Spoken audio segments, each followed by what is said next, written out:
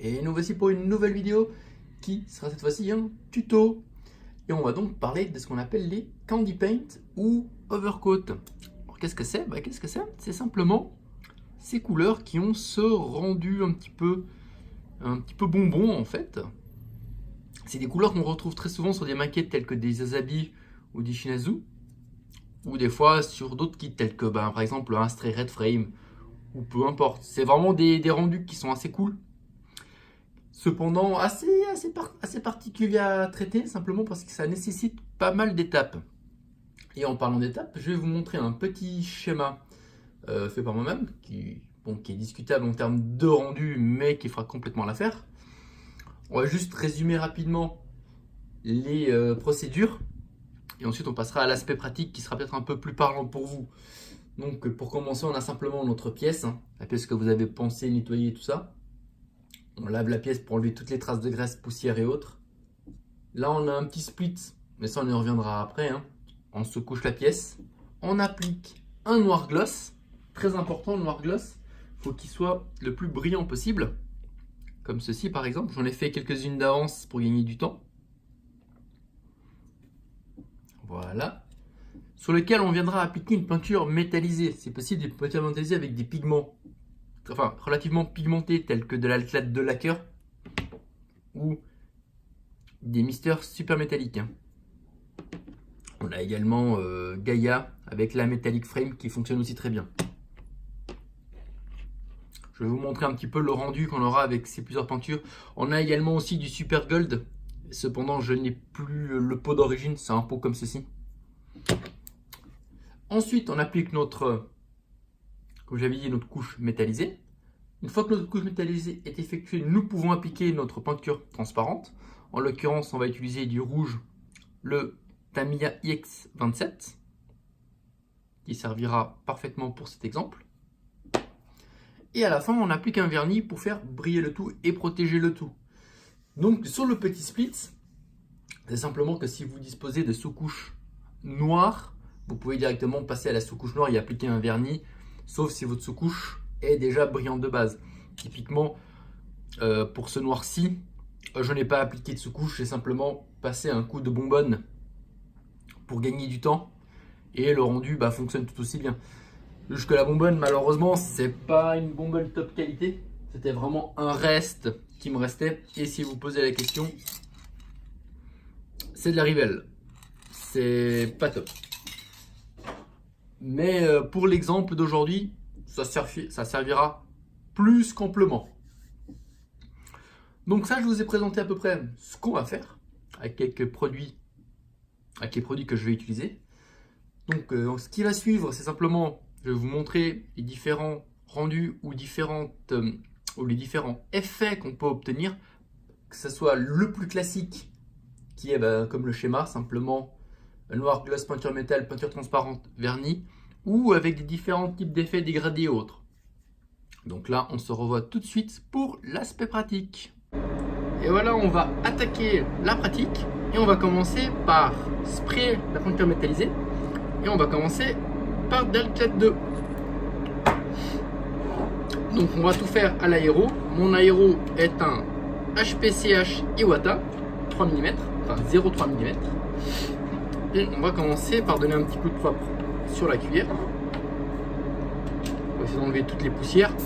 Bon, même si là c'est pas très grave vu qu'on reste vraiment dans un but de démo et juste vraiment de démo, pour ça dire que les surfaces sont pas super régulières.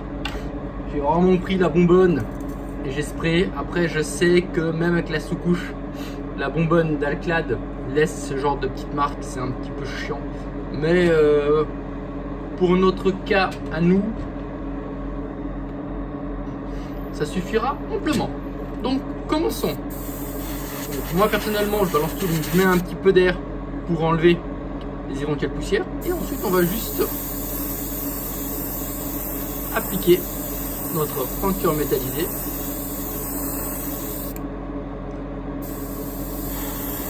Le plus régulièrement possible.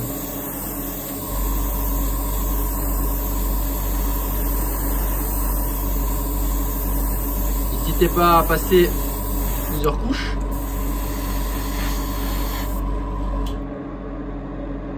Là, on va laisser sécher un tout petit peu.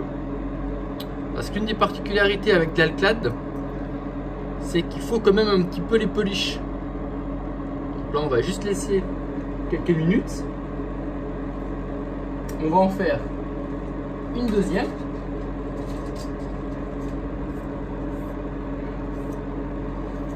Voilà. Sauf que celle-ci, on va éviter d'aller sur les angles. Je veux dire sur les rebords. Un maximum.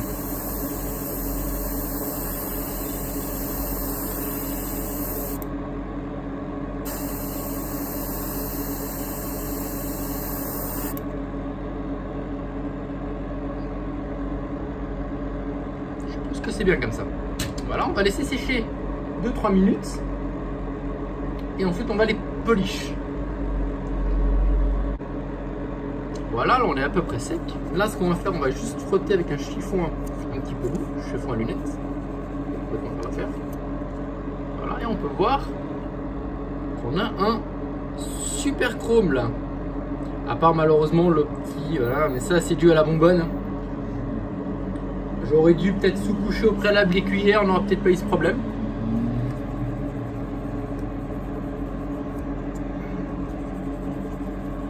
Mais on voit clairement le résultat. Voilà, on a un très joli chrome avec le shader sur les bords. Et notre prochaine étape, on va attaquer le rouge transparent. Et voilà, là maintenant on va attaquer le rouge transparent. Donc pour le rouge, c'est un petit peu différent que la peinture métallisée. J'entends par là que je vais pas pouvoir bombarder comme j'ai fait. Il va falloir y aller par petites couches. Donc moi, pour commencer, personnellement, je fais juste une petite couche d'amorce. Je souffle un petit peu. Vous voyez déjà que la pièce est devenue déjà un petit peu rose. Et ensuite, on recommence.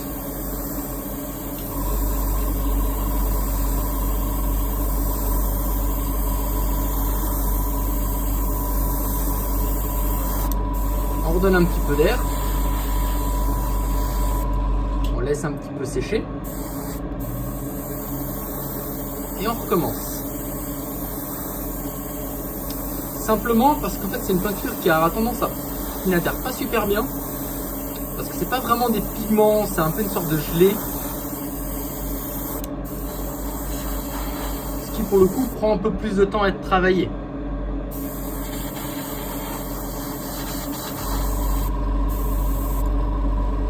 Ah, le tremblement de terre, merci le compresseur.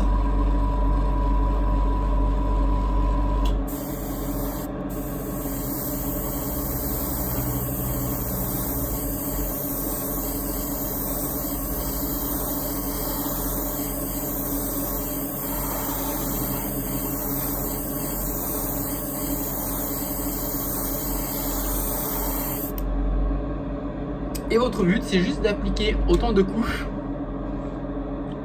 que de nécessaire jusqu'à ce que vous obteniez le résultat que vous souhaitez. Là, je pense qu'on va encore y mettre quelques-unes. On veut vraiment un rouge bien pétant.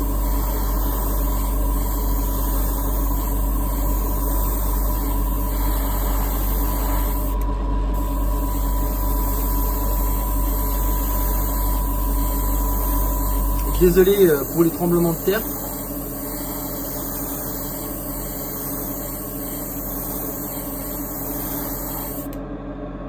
Je pense que là on est pas mal. Là on a vraiment un très joli rouge. Hein. Malgré le... Bon bah, ça comme je vous ai dit c'est dû à la bonbonne. Mais si on fait abstraction de cet élément là, on a un très très beau rouge. Comme dirait un ami à moi, un très joli rouge Mazda.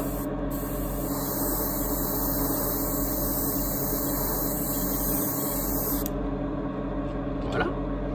Là on va juste refaire la cuillère, la deuxième cuillère Alclad avec le dégradé sur les côtés pour que vous puissiez voir un petit peu la différence. Et ensuite Je vais pas vous montrer toutes les cuillères une à une, je vois pas tellement l'intérêt. Par contre, je vous montrerai à la fin le résultat avec chaque pointure et chaque cuillère, bien évidemment. Donc on recommence, hein. Comme avant, petite couche d'amorce.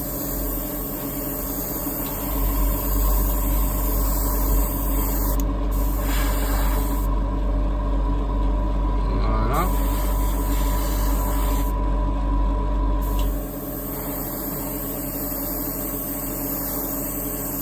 C'est vraiment les premières couches qui sont un petit peu compliquées.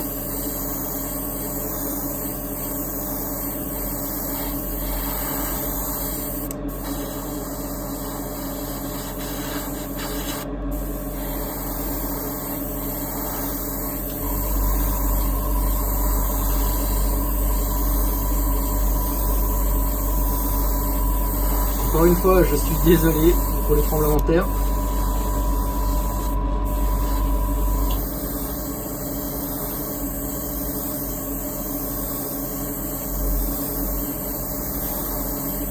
Malheureusement, mon bureau n'est pas très grand.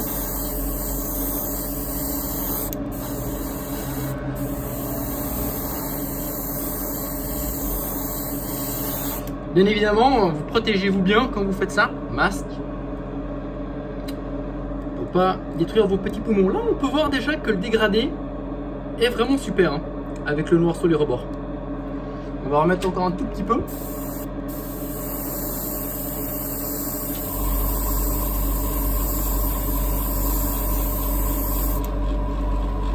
Voilà, voilà.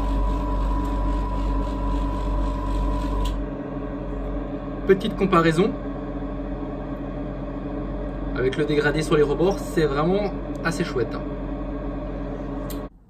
Donc toutes nos cuillères ont été peintes. Donc en partant de là, nous avons Alclad, donc la normale et la dégradée, la Gaia, la Mister Color et la Mister Color Gold. Et celle-ci, c'est la seule qui n'a pas été peinte avec du noir. Et si on la compare par exemple à l'Alclad 2, on est beaucoup plus clair, on a beaucoup moins de contraste. Après, c'est plus une question de choix en fait, ou de préférence. C'est clairement, on obtient un rendu général qui est très similaire, hein. Mais c'est vrai que malheureusement, mon setup ne me permet pas de vous montrer réellement comment dirais-je, le vrai rendu optimal. Mais je pense que vous pouvez déjà vous donner une petite idée, hein. Donc là, c'est les deux cuillères Alclad. Je montre un peu plus près, hein. Les deux cuillères Gaia.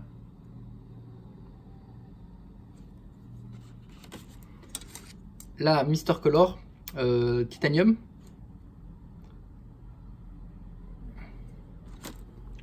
La Mister Color Gold. Donc on peut voir qu'avec le Gold, on peut obtenir un rouge un petit peu différent, un peu plus profond. Et le dégradé. Et la dernière qui est toute seule, qui est là, simplement la neutre. En gros, j'ai juste mis une couche de silver et un peu de rouge. Là, en comparaison avec la Mister Color, un peu plus clair, hein. Et si on compare avec la Gold, voilà. C'est un rendu qui est très chouette. Ça demande quand même une certaine habitude de le faire. Pour s'entraîner, vous pouvez aller bien évidemment vous entraîner sur des cuillères. Ça va franchement très bien. Après, sur des maquettes, je vous conseille pas forcément d'aller dans des maquettes très grandes. Par exemple, commencez pas directement avec un Zazabi Verka. Je pense que ça serait assez compliqué vu le nombre de pièces et la structure même. Mais les cuillères, ça va très bien. Vous prenez un petit Haro, ça va aussi très bien pour débuter. Par contre, voilà, c'est très long vu le nombre de couches qu'il faut quand même mettre. Voilà. Par contre, sachez également que c'est des peintures qui sont très fragiles, vu la nature de la peinture transparente. Donc ça peut s'écailler, ça peut se rayer très facilement. Donc il est quand même recommandé de les vernir avec un bon vernis. Si vous avez du bicomposant, ce serait l'idéal. C'est les vernis qu'on retrouve dans l'automobile.